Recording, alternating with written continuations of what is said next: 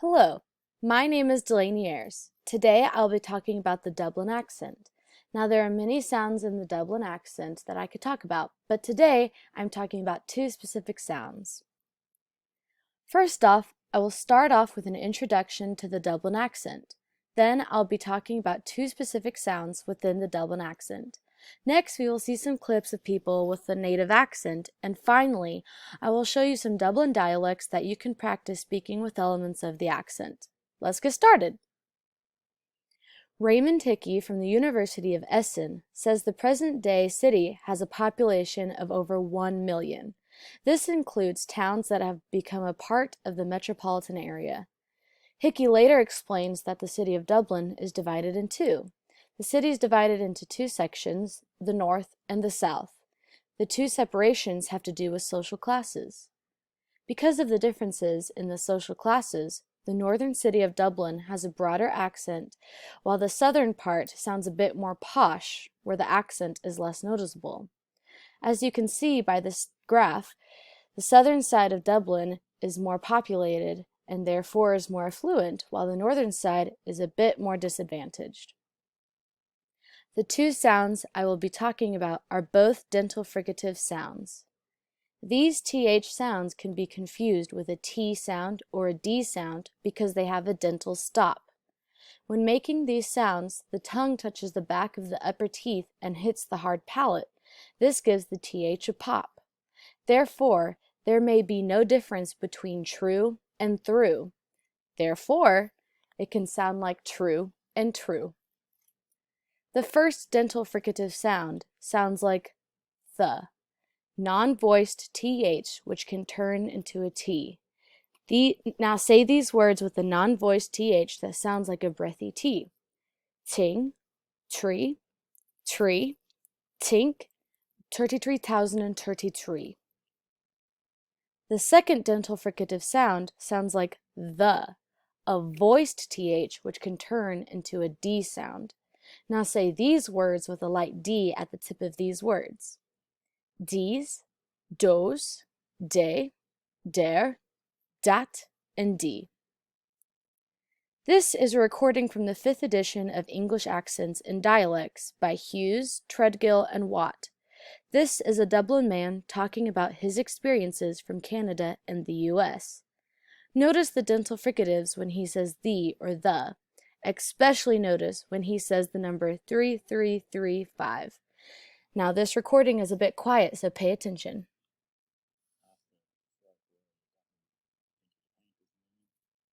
I did clerical work. I was a training manager in Ireland for an English firm, Stead Express 3335 cigarettes. My father was in the RAF, and he was also in the First World War. And I also lived in the British ex-service house in Bray, in County Wicklow. When I came down from Canada, I was working for the Canadian government in a clerical position. I had two daughters, and my wife was pregnant with a third. And the clerical job was paying $80 a week, and the painting trade was paying $134 a week.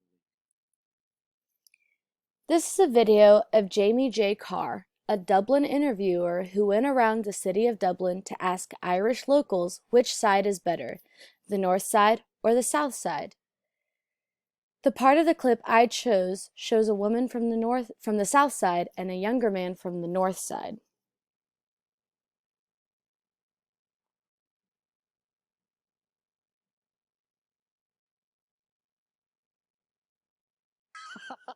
South side.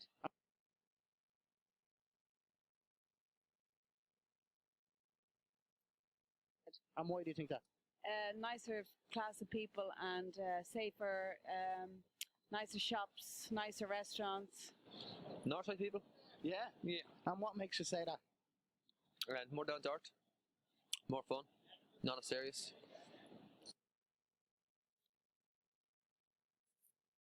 Enjoy their life. So yeah, I would pick north side. I live on the north side, so I'm probably A little bit biased. Now, did you notice that the woman from the south side, her accent was less noticeable than the guy from the north side of the city? Did you also notice that she mentioned how the South Side has a better class of people and is safer? This goes back to the South Side being more affluent. Now, all the while, did you notice that Jamie J. Carr had a North Side accent of his own? This next clip shows actor Colin Farrell talking with Irish talk show host Graham Norton. Colin is from Castleknock, which is on the northern side of Dublin. However, he grew up in a posh area, so his accent is less noticeable. I want you to pay attention to when he says the word three. He adds a dental stop and it becomes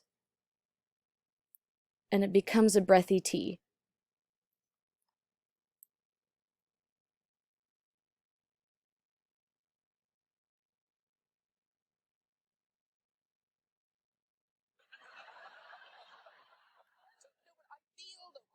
I feel too, Graham. You fight your own beauty. You fight your beauty. And you often use the medium hair to fight your own. I've had some of the worst hairdos in film. You really have? Yeah, no, genuinely. Like, Eventbrite magazine did top 10 worst hairdos in film. I definitely three of those. Sometimes they're intentional, like horrible bosses. In Dublin, as in many urban areas, there are slang expressions that mean different things. Let's take a look at a few. Now, don't be afraid to say these along with me in your best Irish accent. Tick, extremely stupid. He's as tick as a plank. Throw shapes means to show off. They were throwing shapes in the pub. Trinners, Trinity College, Dublin. Did you go to Trinners to get your degree? In researching my chosen sounds, it became clear that few examples stick with a hard and fast rule of North versus South when speaking.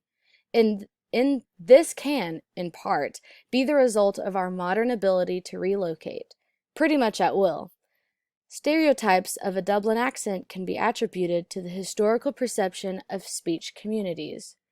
From the coursework book Key Concepts, English, Language, and Linguistics by Raffaella Pichello, she explains that a group of people speaking the same accent is called a speech community.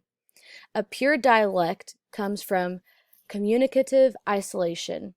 To achieve communicative isolation, a group of speakers are relatively isolated from speakers outside of that community. This type of isolation was perhaps once possible, but is becoming increasingly rare these days owing to social and geographic mobility and mass media. Thus, in most instances, the varieties spoken among members of a speech community are not pure, but instead are influenced by the interaction of many different factors. So, the variations of the TH sound today, and in several of the listening examples, could come about as the result of mobility and media exposure. Thank you for your time and attention. I hope you have enjoyed this brief exposure to the Dublin accent.